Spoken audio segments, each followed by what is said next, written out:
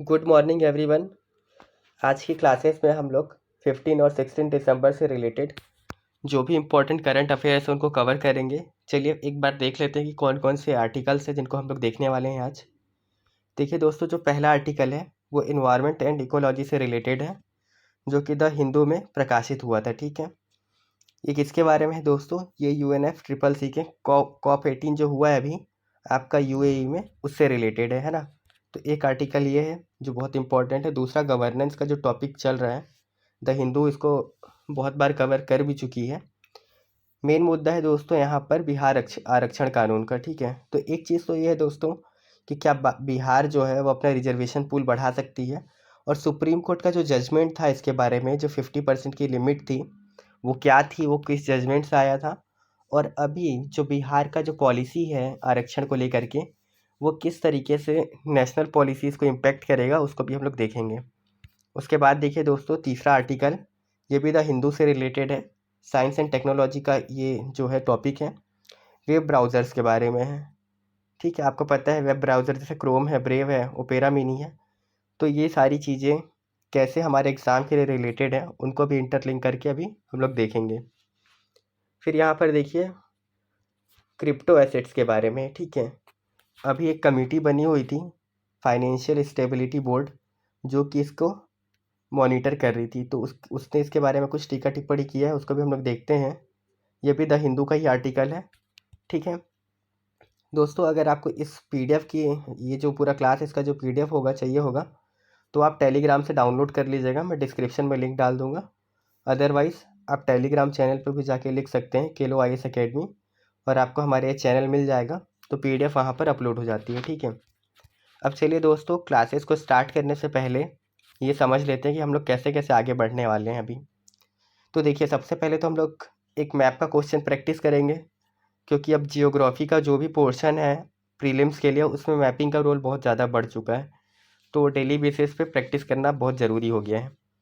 फिर मैंने आपको बताया COP 28 के बारे में देखेंगे, बिहार आरक्षण कानून, वेब ब्राउज़र, क्रिप्टो एसेट, और ये सबसे रिलेटेड जितने भी PYQs आए हैं प्रीलिम्स और मेंस दोनों के, उसको भी हम लोग एक बार अच्छे से डिस्कस करेंगे। ठीक है, यहाँ पे देख लीजिएगा हम लोग कहाँ कहाँ से, हर जगह से लगभग जो भी एग्ज़ाम के लिए जितने भी इंपॉर्टेंट सोर्स हैं, डाउन टू अर्थ है, PIB है, हिंदू है, इंडियन एक्सप्रेस है, तो जितने भी इंपॉर्टेंट आर्टिकल्स वहाँ पे आते हैं उसको हम लोग एक साथ कंपाइल करके इस वीडियो पे कवर करेंगे, ताकि आपको बार बार अलग अलग ना तो वीडियो देखने पड़े, और अलग अलग सोर्स पे अगर आप जाएंगे तो आपका टाइम भी बहुत ज़्यादा खर्च होगा। यहाँ 1 घंटे में आपकी कंप्लीट तैयारी हो जाती है। ठीक है दोस्तों, ये हमारे सारे आर्टिकल्स हैं जिनको कवर करना है हमको। चलिए पहले देखते हैं, जो लोकेशन है इम्पॉर्टेंट है मैपिंग के पर्सपेक्टिव से, प्रीलिम्स में आने के चांसेस हैं इसके। ठीक है, देखिए माउंट मेरापी। तो माउंट मेरापी कहाँ पर है दोस्तों? पहले लोकेशन देखते हैं इसका। ये देखेंगे आप, सुमात्रा यहाँ पर है, फिर यहाँ पर है जावा आइलैंड। ठीक है, तो जावा आइलैंड पे माउंट मेरापी है। अब ये क्यों है न्यूज़ में, क्या खास बात है इसमें? देखिए माउंट मेरापी इंडोनेशिया में जावा द्वीप पर एक ज्वालामुखी पर्वत है, और इंडोनेशिया में सबसे सक्रिय ज्वालामुखी है। ठीक है दोस्तों, यानी कि यहाँ पर टोटल 30 ज्वालामुखी हैं जो कि सक्रिय स्टेट में है, मतलब जो एक्टिव हैं, बट उसमें जो माउंट मेरापी है वो सबसे ज़्यादा एक्टिव है।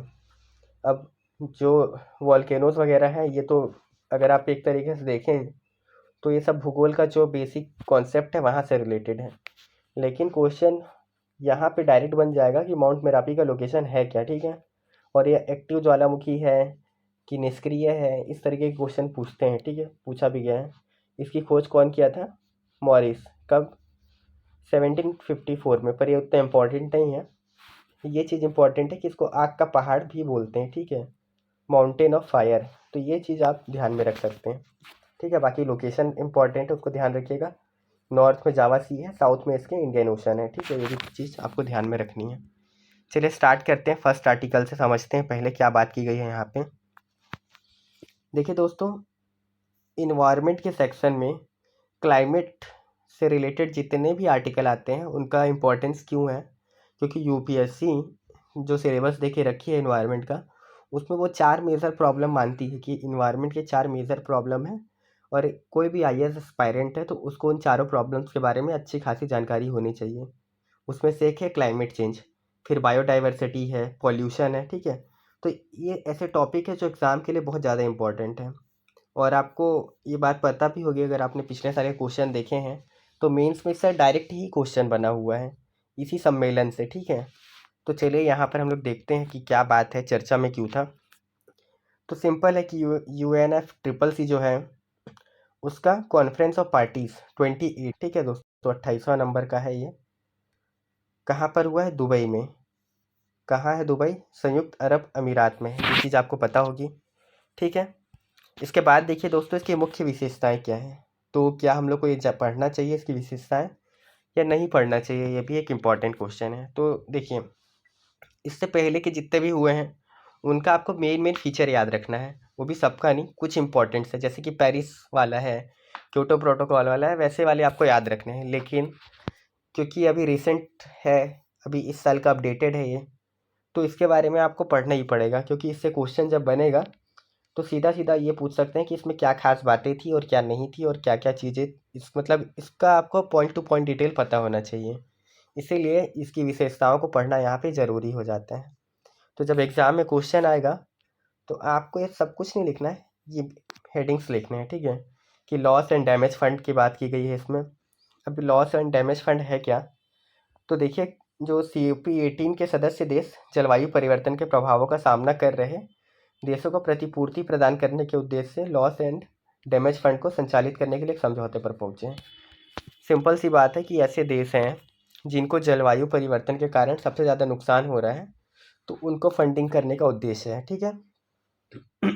और एक और चीज़ है दोस्तों कि ये भी क्वेश्चन बन सकता है प्रीलिम्स में कि लॉस एंड डैमेज फंड जो है वो किससे रिलेटेड है, WHO से रिलेटेड है या फिर ये UNFCCC से रिलेटेड है, ठीक है।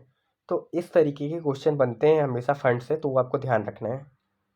अगला पॉइंट देखिए अगर कि ये जो UNFCCC और पेरिस समझौते के अनुरूप विश्व बैंक को 4 वर्षों के लिए फंड का अंतरिम मेजबान होगा। मतलब कि यहाँ पे सीधी सी बात ये कर दी है कि पेरिस समझौते में भी बात की गई थी फंडिंग की, ठीक है, जो कि था COP आपका 2015 में जो हुआ था, 21 कुछ था, ठीक है।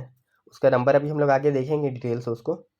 लेकिन यहाँ पे आपको ध्यान ये रखना है कि इसको कौन आगे लेके जाने वाले, इस फंड को वर्ल्ड बैंक है, और इसमें टाइम पीरियड क्या रखे हैं लोग, 4 वर्ष का रखे हैं, ठीक है। जितने भी विकासशील देश हैं वो सब यहाँ पर आवेदन कर सकते हैं, यानी कि इंडिया भी विकासशील देश की कैटेगरी में आता है, तो हमारा जो भारत है वो भी यहाँ पर आवेदन कर सकता है। और कोई भी देश हो जो स्वेच्छा से इस फंड में अनुदान देना चाहता है, ठीक है, वो भी यहाँ पर आमंत्रित है। और अगर स्पेशल फोकस बोलेंगे आप किस पे है, तो स्पेशल फोकस है दोस्तों अल्प विकसित देश जो हो गए, ठीक है, और फिर जो लघु द्वीपीय विकासशील देश हैं इन पे विशेष फोकस है। ऐसा क्यों है? क्योंकि अगर आप अफ्रीका में जाएंगे, ठीक है, अगर आप अल्प विकसित देशों की बात करें तो वो कहाँ पर है, वो अफ्रीका वाला रीजन है, ठीक है। अफ्रीका में अगर आप देखेंगे तो यहाँ पर अगर आप साउथ अफ्रीका को छोड़ दें तो लगभग लगभग जितने भी देश हैं सब अल्प विकसित देशों की कैटेगरी में ही आते हैं, ठीक है। इसके बाद क्योंकि क्लाइमेट चेंज जो हो रहा है सबसे ज़्यादा नुकसान इनको ही उठाना पड़ रहा है, जबकि क्लाइमेट चेंज के लिए जो चीज़ें जिम्मेदार हैं जैसे कि कार्बन डाइऑक्साइड, अब ये कहाँ से हो रहा है? ऐसी जगह से हो रहा है जहाँ पे फैक्ट्रियाज लगी हैं, बहुत सारी गाड़ियाँ हो जिस शहर में। तो अफ्रीका का उतना खास योगदान है नहीं। ऐसे में आप अमेरिका और चाइना को देखेंगे, और अभी इंडिया भी धीरे धीरे उस दिशा में आगे बढ़ रहा है। लेकिन बाकी जो देश है इनका तो कोई ऐसा कसूर है नहीं क्लाइमेट चेंज को बढ़ाने में, लेकिन फिर भी इनको क्या है कि उसका जो हर्जाना है वो भुगतना पड़ता है, इसीलिए इनको विशेष रूप से इसमें फोकस किया गया है। साथ में ऐसे जो छोटे छोटे द्वीपीय देश हैं, क्या है दोस्तों, क्लाइमेट चेंज से क्या हो रहा है, ग्लोबल वार्मिंग हो रहा है, ये बात आपको पता है, यानी कि भूमंडलीय तापन हो रहा है। देखिए यहाँ पर एक चीज़ आप समझिए कि हम लोग किसी भी एक चीज़ को अगर लेके पढ़ रहे हैं तो हमको सारी चीज़ों को आपस में इंटरलिंक करके ही पढ़ना पड़ेगा, क्योंकि UPSC में यही चीज़ है जो आपको सफलता दिलाएगी। अगर आप सिर्फ चीज़ों को ऊपर ऊपर पढ़ के चले जाएंगे तो बात नहीं बनेगी, ठीक है। तो मैं आपको चीज़ों को लिंक करा रहा हूँ, आप थोड़ा ध्यान से समझिएगा कि अब लघु लघु जो द्वीप हैं विकासशील देश हैं उन पे क्यों फोकस कर रहे हैं, आइलैंड कंट्रीज़ पे। उसका कारण ये है कि क्लाइमेट चेंज के कारण हो रहा है दोस्तों ग्लोबल वार्मिंग, ठीक है। ग्लोबल वार्मिंग से क्या हो रहा है कि जो सी सी लेवल है, यानी कि जो समुद्र हैं, ठीक है, समुद्र में पानी का स्तर बढ़ेगा। क्यों? क्योंकि ग्लेशियर वगैरह पिघलेंगे और वो सारा पानी कहाँ आएगा? समुद्रों में ही आके जमा होगा। तो इससे क्या होगा कि ये छोटे जो द्वीपीय देश हैं वो धीरे धीरे क्या होना चालू होंगे, वो डूबना चालू करेंगे। ठीक है, तो सबसे ज़्यादा नुकसान इनको होगा, इसीलिए इन पर विशेष फोकस किया जा रहा है। ठीक है, ये बात आपको समझ में आई होगी। चलिए और देखते हैं इसके और फीचर्स क्या हैं। दूसरी इसमें बात की गई दोस्तों ग्लोबल स्टॉक टेक ड्राफ्ट के बारे में। ठीक है, ये भी कब दोस्तों, ये भी पेरिस सम्मेलन से ही जुड़ा हुआ है। ये है क्या? अगर आप सिंपल से क्वेश्चन एक लाइन में समझना हो कि ये चीज़ है क्या, तो ये एक आवधिक समीक्षा तंत्र है। ठीक है, यानी कि ये समीक्षा करती है कि हमारा जो टारगेट है कि हम लोग जो ग्लोबल वार्मिंग है उसको 1.5 डिग्री सेल्सियस तक रखें, उससे ज़्यादा आगे ना बढ़ने दें। ठीक है, तो उसका समीक्षा करने का काम ये तंत्र करता है। क्योंकि ये समीक्षा कर रहा है इसीलिए अपनी तरफ से कुछ प्रस्ताव भी दिया कि क्या क्या तरीक़ों से हम क्या है कि जो ग्लोबल वार्मिंग है उसको कंट्रोल में रख सकते हैं। अब ये चीज़ आप पढ़ें तो ठीक है, अगर नहीं पढ़ें तो ये एग्ज़ाम में तो ऐसा डायरेक्ट नहीं पूछने वाला है कि ग्लोबल स्टॉक टेक ने कौन कौन से 8 कदम प्रस्तावित किए उसको बताइए ना, आप इस तरीके से चीज़ों को याद रख पाएंगे। लेकिन फिर भी ये चीज़ें ऐसी हैं कि अगर आप इसमें से मेन मेन पॉइंट देख लें और क्वेश्चन आ जाए कि जो वैश्विक तापमान वृद्धि है उसको अगर दायरे में रखना है तो सुझाव दीजिए क्या क्या कर सकते हैं। तो आप इन 8 सुझावों को तो लिख ही सकते हैं ना अपनी तरफ से, अगर आपको आइडिया है तो। आप इनका नाम भले मत लिखिए वहाँ पर कि इनका आइडिया है, पर आप अपने तरफ से उस चीज़ को लिख सकते हैं। तो इसमें वही है कि नवीकरणीय ऊर्जा क्षमता को बढ़ाना है। ठीक है, ये बहुत कॉमन सी बात है दोस्तों कि हाँ, नवीकरणीय ऊर्जा के क्षेत्र में हम लोग काम करेंगे। दूसरा अगर आप देखें तो जो कोयला विद्युत संयंत्र हैं उनको भी धीरे धीरे क्या करना है, बंद करना है। बिल्कुल सही बात है। शून्य शून्य उत्सर्जन ऊर्जा प्रणाली। ठीक है, यानी इसका मतलब है कि ऐसी तकनीकियों का प्रयोग करना है जिससे कि जो कार्बन उत्सर्जन है वो जीरो हो जाए। ठीक है, यानी कि उसमें कार्बन का उत्सर्जन ही ना हो, ये कर सकते हैं। ठीक है, फिर कार्बन कैप्चर और हाइड्रोजन उत्पादन। ठीक है, फिर जीवाश्म ईंधन की खपत इत्यादि को कम करना और इनका व्यवस्थित तरीके से उपयोग करना, अगर उपयोग हो भी रहा है तो। ठीक है, तो ये अब मेंस के पर्सपेक्टिव से दोस्तों आप इस चीज़ को देखिए थोड़ा सा, क्वेश्चन डेफिनेटली बनेगा और आम तौर पे क्वेश्चन बनने का संभावना हमेशा रहता है जहाँ पे आप इन पॉइंट्स को यूज़ कर पाएंगे कि ग्लोबल वार्मिंग की समस्याएं क्या और उनका समाधान क्या है। तो समाधान में आप इन चीज़ों को लिख सकते हैं। यहाँ तक कि आप सिर्फ ग्लोबल वार्मिंग में ही नहीं, अगर पॉल्यूशन का क्वेश्चन है तो भी लिख सकते हैं, बायोडाइवर्सिटी का क्वेश्चन है तो भी आप इसमें से कुछ पॉइंट्स को लिख सकते हैं। ठीक है, तो आप एक ही चीज़ का कई जगह पे उपयोग कर सकते हैं। मल्टी यूज़ टेक्नोलॉजी जो हम लोग बात करते हैं जिसके बारे में, है ना, तो आप एक ही नॉलेज को अलग अलग तरीके से कैसे यूज़ कर सकते हैं वो इम्पोर्टेंट है। ठीक है, क्योंकि आपने देखा होगा बहुत सारे बच्चे ऐसे होते हैं जो 1 साल तैयारी करते हैं और एग्ज़ाम क्रैक कर लेते हैं, कुछ 5 साल तैयारी करते हैं फिर भी उनके पास कंटेंट कम ही रहता है एग्ज़ाम में लिखने के लिए। तो ऐसा क्यों होता है? क्योंकि वो चीज़ों को इंटरलिंक करके यूज़ नहीं कर पाते हैं। पर आपको ये गलती नहीं करनी है। आप शुरू से ही इन चीज़ों को ध्यान में रख के चलिए कि आप कुछ भी पढ़ रहे हैं तो उसका यूज़ आप कहाँ कहाँ पे कर सकते हैं। ठीक है, चलिए आगे देखते हैं और क्या क्या इसने जो है कदम बताए हैं, प्रस्ताव दिए हैं। वर्ष 2030 तक वैश्विक स्तर पर विशेष रूप से मीथेन उत्सर्जन को कम करना। ठीक है, तो दोस्तों ग्लोबल वार्मिंग में जब भी आप कार्बन डाइऑक्साइड की बात करेंगे तो वहाँ पर आप मीथेन उत्सर्जन की भी बात साथ में करिएगा। ठीक है, उससे क्या होगा, आपके जो आंसर्स है उसमें थोड़ा वजन दिखेगा, क्योंकि मीथेन भी उतना ही खतरनाक है जितना कि कार्बन डाइऑक्साइड, बल्कि कई मामलों में ये कार्बन डाइऑक्साइड से भी ज़्यादा खतरनाक रहता है। ठीक है, फिर ऐसे इंफ्रास्ट्रक्चर का डेवलपमेंट करना है जो कम उत्सर्जन वाले वाहनों को तेज़ी से अपनाने के साथ कई उपायों के माध्यम से सड़क परिवहन के उत्सर्जन में कटौती में तेज़ी रहना। इसका मतलब है कि ऐसे बुनियादी ढांचों का हम लोग विकास कर दें जो कि कम उत्सर्जन वाले वाहनों के लिए सटीकता के साथ काम कर सकें। ठीक है, तो इंफ्रास्ट्रक्चर के लेवल पर सुधार कर सकते हैं। इसके बाद जो अप्रभावी जीवाश्म ईंधन सब्सिडी देती है सरकार, ठीक है, उसको धीरे धीरे समाप्त करना है। क्यों? क्योंकि एक तो ये फिजूल खर्ची को बढ़ावा देता है ना, और इसके अलावा ये जो गरीब तबका है हमारा उस तक जो है न्याय का जो सुनिश्चित वितरण होना चाहिए उसको नहीं पहुंचा पाता है। और वो कैसे नहीं हो पाता है उसको एक बार समझते हैं यहाँ पर हम लोग। देखिए जो सरकार होती है वो जीवाश्म ईंधन पर सब्सिडी तो देती है, लेकिन इस सब्सिडी का जो उपयोग होता है वो अधिकांश वो लोग करते हैं जो पहले से संपन्न है। तो जो गरीब है वो कितना ही उपयोग करेगा। मुश्किल से मान लीजिए 5% कर रहा है तो 95% जो कर रहे हैं वो पहले संपन्न लोग कर रहे हैं। तो इस ये जो सब्सिडी है इसका मतलब ही यहाँ पे निरर्थक हो जा रहा है, क्योंकि ये है था तो गरीबों के लिए ये योजना, पर अब उनके लिए यूज़ नहीं हो पा रहा है तो फिर उसको हटा देना चाहिए। इसके बाद देखिए कि जो विकासशील और गरीब देश हैं वो क्या है, वो थोड़ा सा विरोध इसमें व्यक्त किए हैं कि इस पर ग्लोबल स्टॉक टेक के नवीनतम मसौदे पर असंतोष व्यक्त कर रहे हैं और जो बदलाव है उसकी मांग कर रहे हैं। क्या बात है, इसमें क्या दिक्कत है? दिक्कत देखिए यहाँ पर है कि मसौदे में जीवाश्म ईंधन को चरणबद्ध तरीके से समाप्त करने का उल्लेख नहीं है, ठीक है, जीवाश्म ईंधन को, लेकिन इसमें कोयले के उपयोग पर कड़ी आपत्ति शामिल है, ठीक है। यानी कि जो बाकी पेट्रोलियम्स हैं, जैसे कि जितनी भी अरब की कंट्रीज़ हैं, पेट्रोल डीजल और बाकी जितने भी उत्पाद बनते हैं उनको लेकर के विशेष रूप से यहाँ पे रुचि नहीं दिखाई गई है कि ये भी हानिकारक हैं, जबकि वो हैं, ये बात तो किसी से छुपी नहीं है। लेकिन इसमें मेन फोकस इन लोग कोयले पे कर दिए हैं। अब कोयला क्या है, अचानक से उसको ख़त्म करने की बात जब होगी तो भारत और चाइना वाले चाइना जैसे ऐसे बहुत सारे देश हैं जिनकी निर्भरता कोयले पर है ना। तो फिर जो देश है उसको विकास करने के लिए ऊर्जा का जो ज़रूरत है, ऊर्जा की जो इतनी ज़्यादा मांग है, वो कहाँ से पूरा होगा फिर अगर कोयले को हटा देंगे तो ये विवाद का पॉइंट है, इस पर क्वेश्चन बनेगा, क्योंकि जहाँ पर दोस्तों सोचने वाली बात आती है, जहाँ पे विवाद है, अलग अलग लोगों के अलग अलग पर्सपेक्टिव्स हैं किसी चीज़ को लेके, कोई उसी चीज़ को पॉजिटिव देख रहा है उसका, कोई उसी चीज़ का नेगेटिव देख रहा है। तो ऐसे में यूपीएससी ये क्वेश्चन पूछती है कि आप क्या देखते हैं। और देखिए आपका स्टैंड हमेशा वही होना चाहिए जो कि इंडिया का स्टैंड है, क्योंकि आप भारत सरकार में ही जाके नौकरी करने वाले हैं। तो आपको कहीं ना कहीं सरकार के सपोर्ट में ही अपने आंसर को लिखना पड़ेगा, ठीक है।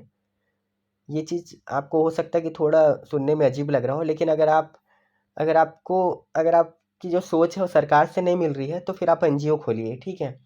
आप फिर अपनी कोई राजनीतिक पार्टी बनाइए, आप चुनाव लड़िए, आप फिर उस स्तर पे बदलाव करिए। अगर आप आईएएस अधिकारी बन के भारत सरकार में जाना चाहते हैं तो आपको सरकार को सपोर्ट करना पड़ेगा, ना कि आप सरकार में रह के ही सरकार का विरोध करेंगे, है ना। तो ये चीज़ आपको ध्यान में रखनी है हमेशा अपने आंसर्स में। फिर देखिए दोस्तों आगे का पॉइंट क्या है, ये वाला कि भारत ने कोयले के उपयोग के संदर्भ में रैपिड शब्द को शामिल करने पर कड़ा विरोध जताया है, ठीक है। क्यों?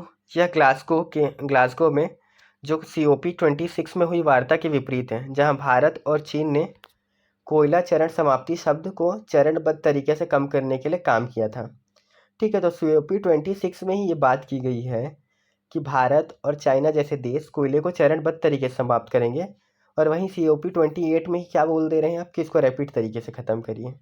तो ये तो सही में विवाद का बिंदु है कि जो विकसित देश हैं वो विकासशील देशों पे किस तरीके का दबाव बनाते हैं, वो यहाँ पे आप देख सकते हैं। फिर देखिए भारत जो अपनी लगभग 70% बिजली उत्पादन के लिए कोयले पर निर्भर है, का लक्ष्य कोयला आधारित बिजली उत्पादन क्षमता में 17 गीगावाट जोड़ने का है। यानी भारत जैसा देश जो 70% बिजली उत्पादन के लिए कोयले पे निर्भर है, अब उसके लिए अचानक से ही अगर आप बोलें कि कोयले का उपयोग बंद कर दीजिए तो ये संभव है ही नहीं किसी भी तरीके से। देखिए भारत का क्या तर्क है, भारत का तर्क है कि उसे अपनी विकास संबंधी ज़रूरतों को पूरा करने के लिए कोयले का उपयोग जारी रखने की ज़रूरत है, और राष्ट्रीय स्तर पर निर्धारित योगदान का पालन करने के महत्व पर जोर देता है, ठीक है। तो दोस्तों एक तो भारत ये बोल रहा है कि भारत को अगर डेवलपमेंट चाहिए अपने यहाँ पर तो भारत को कोयले पे अभी निर्भर रहना ही पड़ेगा, और दूसरा ये है कि जो राष्ट्रीय स्तर पर निर्धारित योगदान होता है, अब ये क्या है, तो देखिए जो अलग अलग फंड्स बने हुए हैं क्लाइमेट चेंज से रिलेटेड, उसमें हर देश अपना एक योगदान देता है, उसको क्या बोलते हैं, NDC बोलते हैं या फिर राष्ट्रीय स्तर पर निर्धारित योगदान बोलते हैं। तो भारत का कहना ये है कि अगर हम लोग कोयले का उपयोग नहीं करेंगे तो ये जो राष्ट्रीय स्तर पर निर्धारित योगदान है हम लोग उसका भी पालन नहीं कर पाएंगे, हम लोग उस फंड में भी डोनेट कर ही नहीं पाएंगे अगर हमारे पास खुद ही संसाधनों की कमी हो जाएगी, तो है कि नहीं। फिर देखिए विकासशील देश अमीर देशों से नकारात्मक कार्बन उत्सर्जन हासिल करने का आह्वान करते हैं, ना कि 2050 तक शुद्ध शून्य तक पहुंचने का। इसका मतलब है कि जो विकासशील देश हैं वो अमीर देशों से नकारात्मक कार्बन उत्सर्जन हासिल करने का आह्वान करते हैं। यानी कि मान लीजिए कि इंडिया ने लिमिट है कि आपको 100 टन ही कार्बन उत्सर्जन करना है, ठीक है, और भारत ने कर दिया 110, तो अब 10 एक्स्ट्रा कर दिया। पर कोई विकसित देश है जैसे इंग्लैंड है मान लीजिए, उसने 80 टन ही किया है, तो इसके पास +20 एक्स्ट्रा बचा है। तो भारत फिर इससे +10 इसको मॉनेटरी टर्म्स में पे करके इससे ले लेगा कि हाँ ठीक है, हमने आपको उसके बदले पे कर दिया है। ठीक, तो ये जो चीज़ है, इससे क्या होगा दोस्तों कि जो उत्पादन होगा कार्बन का, वो कहीं ना कहीं वो फिर शुद्ध शून्य तक नहीं पहुंच पाएगा, है कि नहीं। तो इसमें ये चीज़ दिक्कत है। तो इस चीज़ पे भी, इस पॉइंट पे भी लोगों का ध्यान है। इसके अलावा आप देखेंगे तो विकासशील देशों का तर्क है कि अमीर देश जिन्होंने वैश्विक कार्बन बजट का 80% से अधिक उपभोग किया है ना, उन्हें विकासशील देशों को भविष्य के उत्सर्जन में उनका उचित हिस्सा प्रदान करना चाहिए।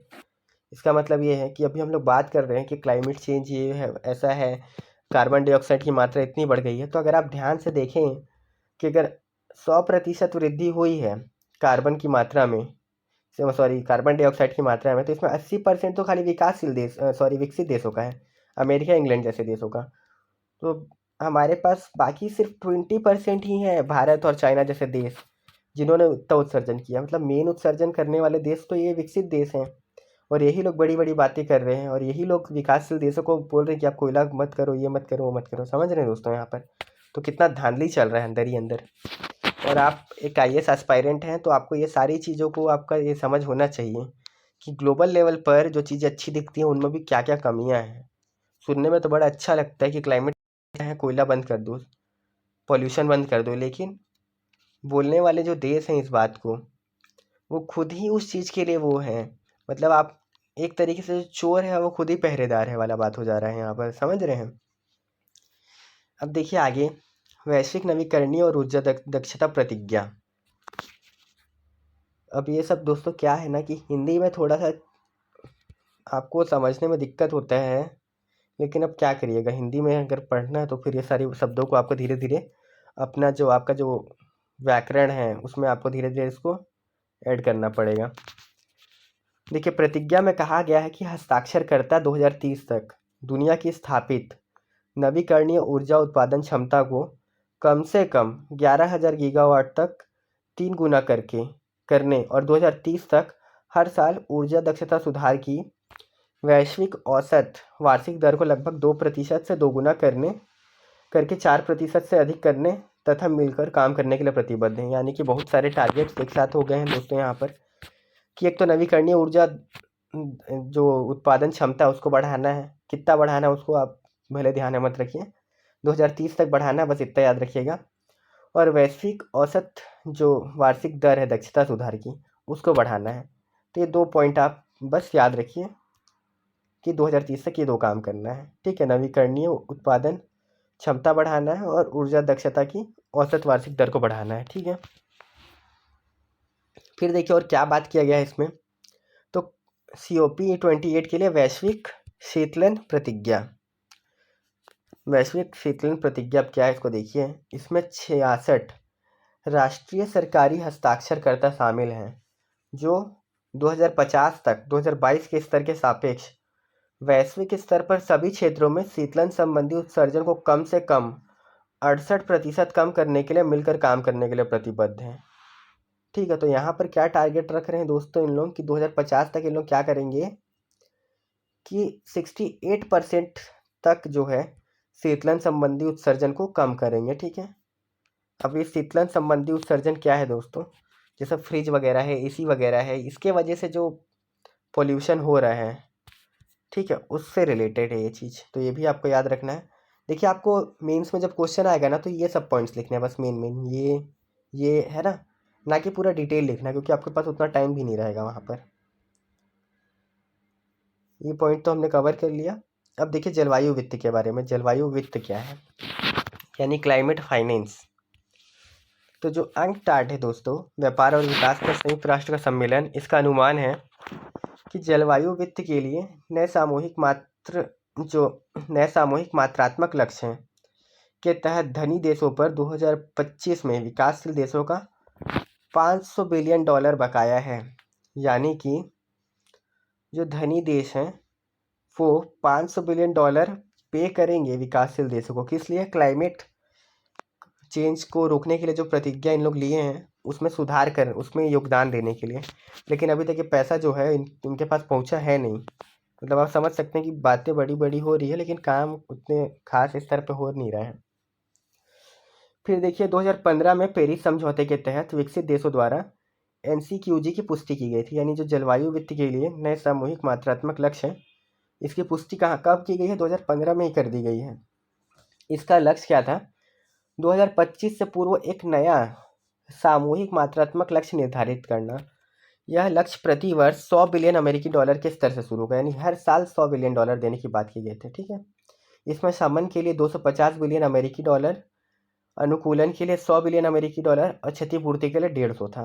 तो आपको ये याद नहीं रखना, पर ये याद रखना है यहाँ पर कि 2025 तक क्या था? प्रति वर्ष, है ना, $100 बिलियन का इनको योगदान देना था, पर ये चीज़ हुआ नहीं।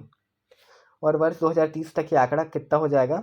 $1.55 ट्रिलियन होने की उम्मीद है। ठीक है, अब देखिए प्रति वर्ष $100 बिलियन का वर्तमान जलवायु वित्त लक्ष्य पूरा नहीं हुआ है। जो विकासशील देश ऋण संकट का सामना कर रहे हैं, यानी कि विकासशील देश पॉलिसीज तो चालू कर दिया हमारे अपने यहाँ क्लाइमेट चेंज हटाने का या क्लाइमेट चेंज को कम करने का, लेकिन अब ये पैसा विकसित देश तो दिए नहीं अभी तक, और ये उधार लेके अपने यहाँ पे काम कर रहे हैं। तो कहीं ना कहीं ये एक तरीके से ऋण संकट का सामना कर रहे हैं। और देखिए विशेषज्ञ संरचनात्मक मुद्दों के समाधान और सतत विकास को बढ़ावा देने के लिए वैश्विक वित्तीय ढांचे में सुधार का आह्वान करते हैं। इसका सिंपल सा मतलब ये है दोस्तों कि एक तरफ है क्लाइमेट चेंज को कम करना और दूसरी तरफ है क्लाइमेट चेंज को कम करने के लिए किए जाने वाले प्रयास, जिसमें कि राजनीतिक प्रयास होंगे, सरकार नियम कानून लाएगी, और वित्तीय प्रयास होंगे जो अर्थव्यवस्था के स्तर पे होंगे। तो अब उसके लिए चाहिए फाइनेंस, और वो फाइनेंस में जो दिक्कत है उसके बारे में यहाँ पे बात की गई है। इस पर अलग से सेपरेट क्वेश्चन भी बन सकता है। तो ये सारे पॉइंट्स यहाँ पर जो हैं उसमें से कुछ डाटा आप अपने नोट्स में लिख के रखिए ताकि आप उदाहरण के लिए वहाँ पर लिख सकें इन चीज़ों को। ठीक है, और देखिए दोस्तों आगे क्या है अनुकूलन पर वैश्विक लक्ष्य। ठीक है, अनुकूलन पर वैश्विक लक्ष्य का मतलब क्या है कि प्रारंभिक डेटा इसका जो है उसको पेश कर दिए। क्या है इसकी स्थापना? पेरिस समझौते के तहत जो 1.5 डिग्री सेल्सियस का लक्ष्य है उसके संदर्भ में देशों की अनुकूल आवश्यकताओं के प्रति जागरूकता एवं वित्त पोषण बढ़ाकर जलवायु परिवर्तन अनुकूलन को बेहतर करने के लिए की गई है, मतलब की गई थी। ठीक है, तो जो भी लक्ष्य थे वो लक्ष्यों के बारे में यहाँ पे बात की गई है, जो टारगेट्स थे। ठीक है, प्रारूप पाठ महत्वपूर्ण 2 मुद्दों को हल करता है।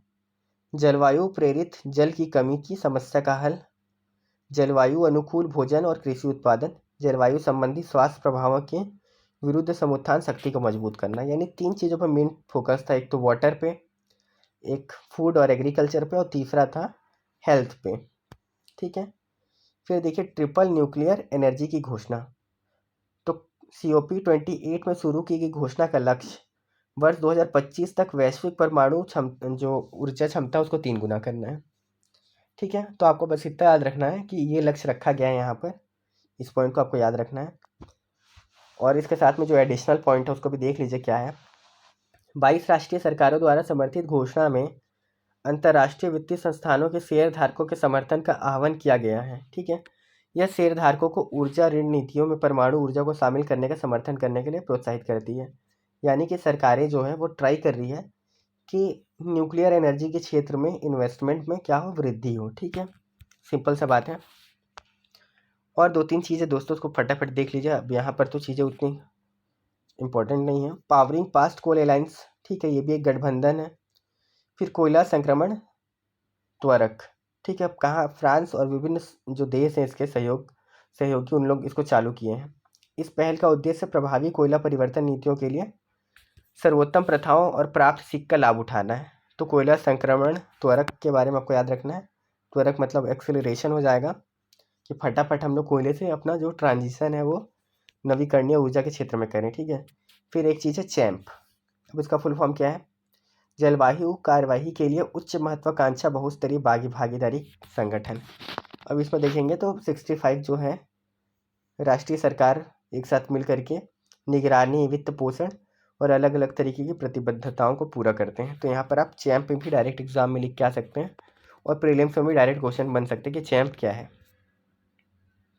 अब देखिए दोस्तों, यहाँ पे इम्पोर्टेंट चीज़ है कि भारत जो है वो COP28 में किस तरीके से अपना पहल रखा है। तो पहला है ग्लोबल रिवर सिटीज़ अलायंस। इसे भारत सरकार के जल शक्ति मंत्रालय के तहत राष्ट्रीय स्वच्छ गंगा मिशन के नेतृत्व में COP28 में लॉन्च किया गया था। ठीक है, ये क्या है? ये विश्व के 11 देशों के 275 प्लस नदी शहरों को कवर करता है।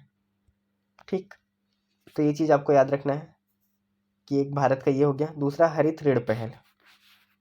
ठीक है, तो CRCA यानी कि ग्लोबल रिवर सिटीज अलायंस मंच ज्ञान के आदान प्रदान, नदी शहर के जुड़ाव एवं सर्वोत्तम प्रथाओं के प्रसार की सुविधा प्रदान करेगा। भारत ने नवीन पर्यावरण कार्यक्रमों और उपकरणों के आदान प्रदान तथा एक भागीदारी वैश्विक मंच बनाने के लिए यहाँ COP28 में ग्रीन क्रेडिट पहल की पहल शुरू की है, यानी कि ये इंडिया के द्वारा चालू किया गया। ठीक है, ग्रीन क्रेडिट पहल। इस पहल की 2 मुख्य प्राथमिकताएं, एक जल संरक्षण और एक वनीकरण है। ठीक है, इस पहल का मुख्य उद्देश्य देश के सामने आने वाले जलवायु संबंधी मुद्दों में बदलाव लाने वाले बड़े निगमों यानी जो कंपनीज वगैरह हैं, इनको प्रोत्साहित करके वृक्षारोपण, जल संरक्षण, टिकाऊ कृषि और अपशिष्ट प्रबंधन है, इसके जैसी जो स्वैच्छिक पर्यावरणीय गतिविधि है उसको बढ़ावा देना है।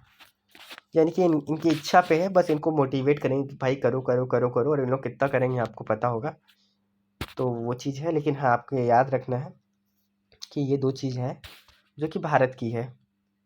इसके बाद दोस्तों अब प्रीलिम्स स्पेसिफिक चीज़ देखते हैं। देखिए, मेंस के कंटेक्स्ट से हम लोगों ने चीज़ों को देखा पूरा, और इस पर क्वेश्चन बना भी हुआ है। मैं आगे आपको क्वेश्चन भी अच्छे से दिखा दूंगा। लेकिन जो प्रीलिम्स है उसके लिए आपका बेसिक भी साथ में कवर होता जाए। यहाँ पे ऐसा ना हो कि आप खाली करंट अफेयर्स कर रहे हैं और मेन चीज़ें आपकी छूट जा रही है, तो वो भी फिर फालतू है, फिर इस तरीके की पढ़ाई है ना। तो चलिए देखिए अब इसका बेसिक जो है कहाँ से रिलेटेड है, क्या है। तो अब समझते हैं कॉन्फ्रेंस ऑफ पार्टीज़ क्या है। तो देखिए, कॉन्फ्रेंस ऑफ पार्टीज़ जो है ये UNFCCC की सर्वोच्च निर्णय वाली संस्था है। ठीक है, इसकी बैठक जो है प्रत्येक वर्ष होती है। ठीक, फिर आप देखेंगे इसका सचिवालय कहाँ पर है, तो बॉन। ठीक, पहला CPO कहाँ हुआ था ये भी याद जानना जरूरी है दोस्तों। बर्लिन में हुआ था। ठीक है, बर्लिन कहाँ है? जर्मनी में है। कब हुआ था? 1995 में हुआ था। ठीक है, स्क्रीनशॉट लेके रख लीजिए इस चीज़ का। और फिर जो इम्पोर्टेंट COPs है उनको हम लोग एक नज़र में देखते हैं। देखिए, COP3 कहाँ हुआ है? क्योटो, जापान में। ठीक है, 1997 में। क्योटो प्रोटोकॉल से रिलेटेड है। क्योटो प्रोटोकॉल बहुत इंपॉर्टेंट है दोस्तों, पता होना चाहिए आपको। फिर COP7 है, मार्केस, मोरक्को में हुआ है।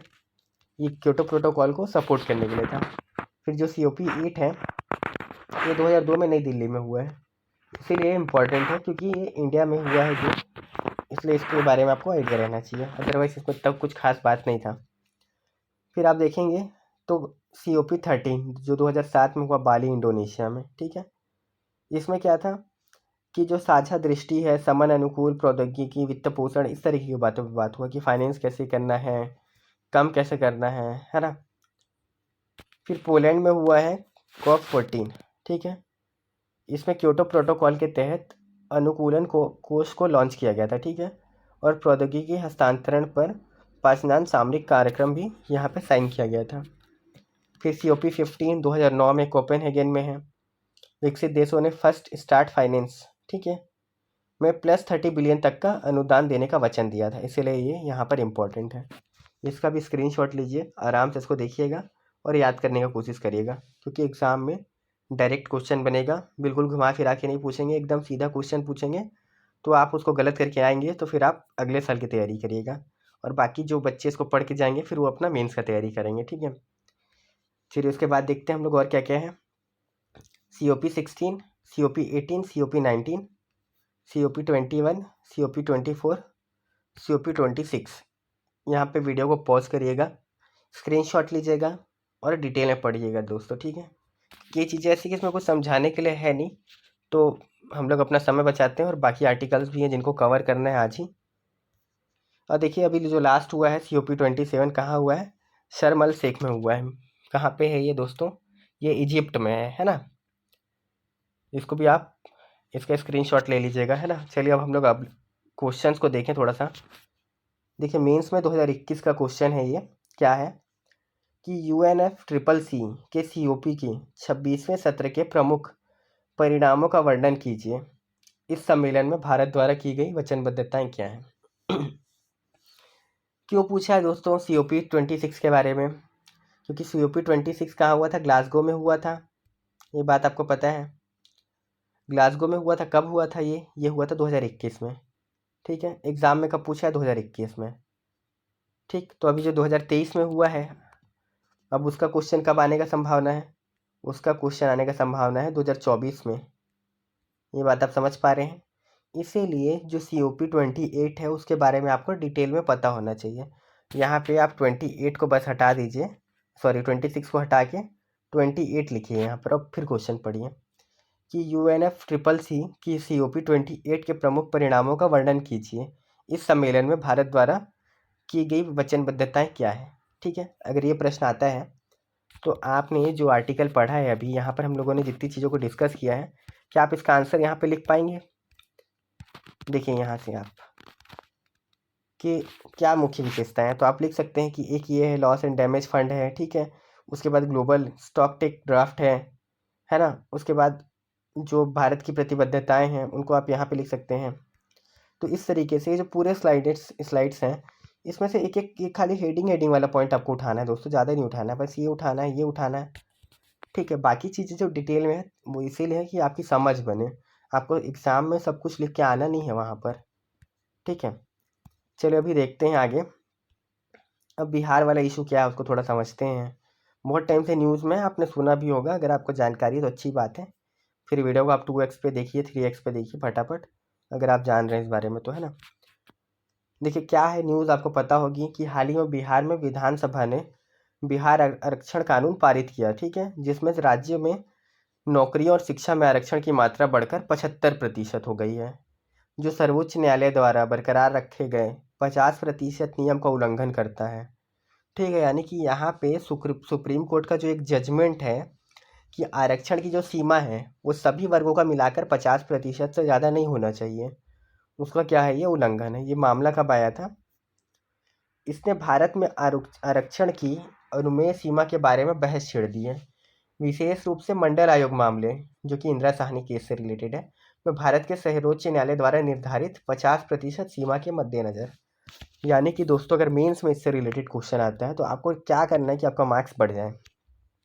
आपको इंदिरा साहनी मामले के बारे में ऐसी ब्रैकेट में लिख देना है, मंडल आयोग के बारे में सब ब्रैकेट में लिख देना है कि आपको कंटेक्स्ट पता है पूरा। तो जब एग्जामिनर आपका आंसर चेक करेगा तो खाली बेसिक टाइप का नहीं लगेगा, वो उसमें ये चीज़ लगेगी कि हाँ आपने चीज़ों को अच्छे से पढ़ा हुआ है, समझा हुआ है, और आपको क्या है कि कम शब्दों में भी लिखना है।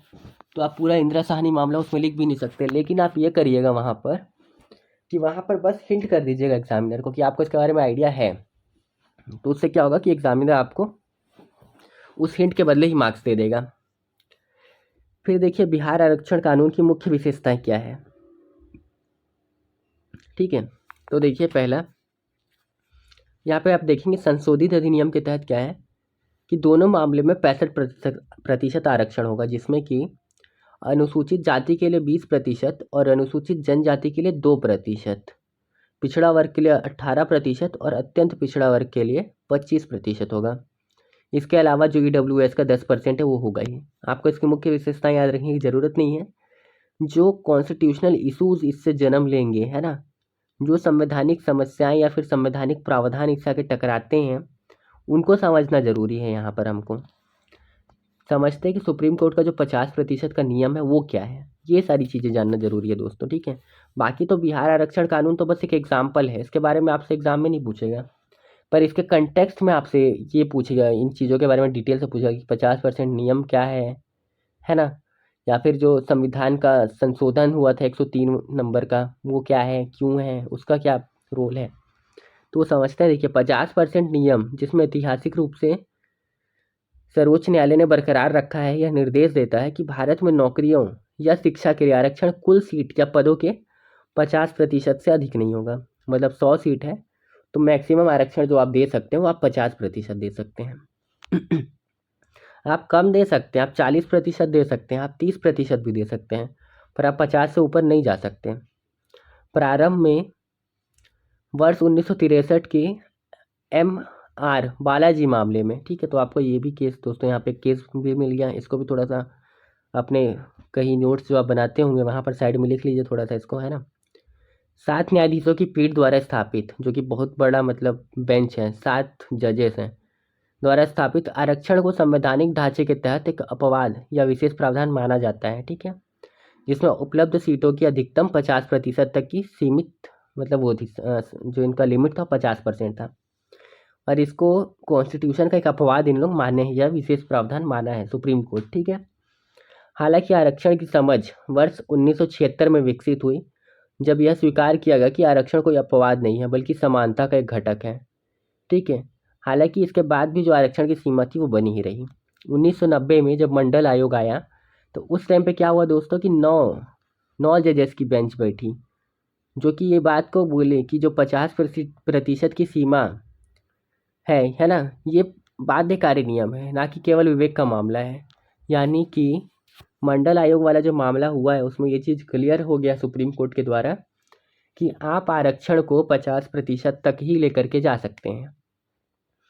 इसीलिए यूपीएससी के लिए चीज़ इंपॉर्टेंट है, और बीपीएससी की अगर आप तैयारी कर रहे हैं तो फिर तो और डिटेल्स आपको पढ़ना ही चाहिए। लेकिन यूपीएससी के लिए क्यों इंपॉर्टेंट है, क्योंकि भले ही एक राज्य का मुद्दा है, लेकिन ये राज्य का मुद्दा राष्ट्रीय स्तर पे महत्व रखता है, ठीक है, क्योंकि ये सुप्रीम कोर्ट्स के जजमेंट को चैलेंज कर रहा है, ठीक है, न्यायपालिका के जो जजमेंट है उसको चैलेंज कर रहा है, इसीलिए इस चीज़ को थोड़ा सा समझना जरूरी है यहाँ पे।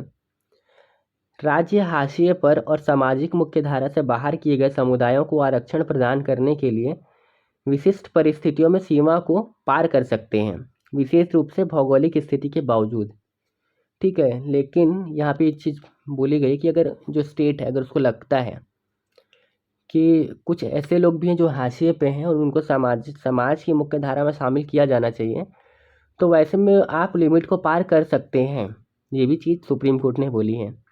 इसके अलावा सर्वोच्च न्यायालय की 103वें संवैधानिक संशोधन की हालिया पुष्टि, जो कि EWS के लिए है, उसको भी सुप्रीम कोर्ट ने मान्य किया। तो आप इसको भी अपने नोट्स में लिखिए दोस्तों। आगे चलिए देखते हैं कि इसका मतलब है कि 50% की सीमा केवल गैर EWS आरक्षण पर लागू होती है, और राज्यों को EWS आरक्षण सहित कुल 60% जो सीट है उस पर आरक्षण लगाने की अनुमति है। यानी कि 50% जो सुप्रीम कोर्ट ने पहले बोला था वो, प्लस 10% संविधान संशोधन के बाद, जो कि स्पेशली किसके लिए, EWS के लिए, जो आर्थिक रूप से पिछड़े लोग हैं उनके लिए चीज़ है।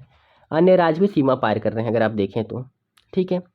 छत्तीसगढ़ में 72% है, तमिलनाडु में 69% है ना, और अगर आप देखें तो कई उत्तर पूर्वी राज्यों में ये 80% तक शामिल है। लक्षद्वीप में अनुसूचित जनजातियों के लिए 100% आरक्षण है दोस्तों। महाराष्ट्र और राजस्थान के पिछले प्रयासों को न्यायालय उसने खारिज कर दिया था, हालांकि यहाँ पर भी आरक्षण की जो लिमिट है उसको बढ़ाने का प्रयास किया गया था, ठीक है। अब समझते हैं कि संविधान संशोधन और आरक्षण आपस में इन लोग कैसे रिलेटेड हैं। तो देखिए, जो संविधान संशोधन हुआ पहला, मतलब इससे रिलेटेड जो था वो 77 संविधान संशोधन था, ठीक है। इंदिरा साहनी मामले में कहा गया कि आरक्षण केवल प्रारंभिक नियुक्तियों में होगा, पदोन्नति में नहीं। हालांकि संविधान में अनुच्छेद 16(4)(a) को जोड़ने से राज्यों को SC/ST कर्मचारियों के लिए पदोन्नति के मामले में आरक्षण के प्रावधान करने का अधिकार मिल गया, अगर राज्य को लगता है कि उनका जो पर्याप्त प्रतिनिधित्व नहीं है। तो यहाँ पर ये जितने भी आर्टिकल्स लिखे ना दोस्तों, इसको आप लिख के अलग से रखिए। जब भी आरक्षण से रिलेटेड कोई क्वेश्चन आता है अब, तो आपको यहाँ पर इन संविधान संशोधनों को खाली कोट करना है, इनके बारे में डिटेल में कुछ नहीं लिखना, आपको सिर्फ लिख देना है कि 77th कॉन्स्टिट्यूशनल अमेंडमेंट, बस। एग्जामिनर खुद लिंक कर लेगा उस चीज़ को। फिर 81 नंबर का देखेंगे क्या है इसमें अनुच्छेद 16(4)(b) पेश किया, जिसके अनुसार किसी विशेष वर्ग का रिक्त SC/ST कोटा जब अगले वर्ष के लिए आगे बढ़ाया जाए तो उसे अलग से माना जाएगा, एवं उस वर्ष की जो नियमित रिक्तियों के साथ नहीं जोड़ा जाएगा। यानी कि अगर ST/SC कोटा जो है वो फुल हो भी जाए, मतलब फुल नहीं भी होता है, मान लीजिए 10 कोटा था, 8 ही लोग सिलेक्ट हुए, 2 कोटा अभी भी बचा हुआ है उनका, तो उसको बचा के ही रखेंगे, वो अगले साल फिर भरा जाएगा, अगले साल फिर 10 निकलेगा तो उसमें 2 जोड़ के 12 कर देंगे, ठीक है। लेकिन उस पर कोई किसी और को मौका नहीं मिलेगा। फिर 85 नंबर पे आप देखेंगे क्या हुआ, 85 वाला जो हुआ, इसमें पदोन्नति के लिए आरक्षण का प्रावधान किया गया, जिसे जून 1985 में पूर्वव्यापी प्रभाव से अनुसूचित जाति तथा अनुसूचित जनजाति के लिए सरकारी कर्मचारियों के लिए परिणामी वरिष्ठता के साथ लागू किया जा सकता है, ठीक है, अच्छी बात है। फिर देखिए 103 वाला तो अभी डिस्कस किया हम लोग, 10% आरक्षण। फिर अनुच्छेद 355 क्या है, सॉरी 335, इसके अनुसार संघ या राज्य के कार्यों से संसद सेवाओं और पदों के लिए नियुक्तियां करने में प्रशासनिक प्रभावशीलता को बनाए रखते हुए अनुसूचित जाति एवं जनजाति के सदस्यों की मांगों को पूरी तरह से ध्यान में रखा जाना चाहिए, ठीक है। तो ये चीज़ तो पहले से संविधान में है, ये संशोधन नहीं है, ठीक है, ये आर्टिकल था पहले से। तो यहाँ पर दोस्तों अगर आप एग्जाम में अच्छा परफॉर्मेंस चाह रहे हैं, आंसर राइटिंग के लिए आप लोग चिंतित रहते हैं, यही सब कंटेंट है दोस्तों, यहीं से आपको चीज़ों को उठाना है। मैं भी आपको ये बोल रहा हूँ कि आप ये सारे आर्टिकल्स को अपने नोट्स में ऐड करिए, ठीक है, क्योंकि जब भी कोई भी क्वेश्चन आए फिर दोबारा मेंस में कहीं पे भी, तो आप इन चीज़ों को वहाँ पे अलग से लिख ही सकते हैं, जो कि आपके मार्क्स को 1 नंबर 2 नंबर एक्स्ट्रा आपका बढ़ा देगा, ठीक है। तो इस चीज़ों पे यहाँ पे आप फिर मत चूकिए, बहुत ध्यान से यहाँ पे समझिए बातों को और इन चीज़ों को नोट कर लीजिए, क्योंकि जो न्यूज़ है बिहार आरक्षण कानून आया और गया, लेकिन ये ऐसी चीज़ें हैं जो आपके लिए काम की हैं, जो आप अपने बेसिक की नोट्स में ऐड करके रखिए, ताकि जब एग्ज़ाम में ये सारी चीज़ें आपको लिखनी पड़े तो आपको याद हो, आप फटाफट वहाँ पे पूरा अपना आंसर कंप्लीट कर पाएँ, है ना। अब देखिए एक कंक्लूज़न या फिर समाधान के स्तर पे चीज़ों को थोड़ा समझते हैं, क्या है इसके बारे में, कि न्यायालय को विकसित सामाजिक गतिशीलता, ठीक है, समानता सिद्धांतों तथा बदलते सामाजिक आर्थिक परिदृश्यों पर विचार करते हुए 50% आरक्षण सीमा का पुनर्मूल्यांकन करना चाहिए, यानी न्यायालय को एक बार इस लिमिट के बारे में अब अपना बेंच बैठाना चाहिए। दूसरा देखिए, भौगोलिक सीमाओं के बावजूद ऐतिहासिक क्षति का सामना करने वाले समुदायों के लिए व्यापक मानदंडों को शामिल करने के लिए सामाजिक बहिष्कार से परे अपवादों का जो विस्तार है उसको करने पर विचार विमर्श करने की आवश्यकता है, ठीक है। मौजूदा आरक्षण नीतियों की विस्तृत समीक्षा करना, उनकी प्रभावशीलता, प्रभाव एवं वर्तमान सामाजिक आवश्यकताओं के साथ संरेखण करना, ठीक है। इसमें से जो पॉइंट आपको ठीक लगता है आप लिखिए, नहीं ठीक लगता है मत लिखिए, लेकिन ये पहले वाला पॉइंट एक बार अपने ध्यान में रखिएगा इसको, ठीक है।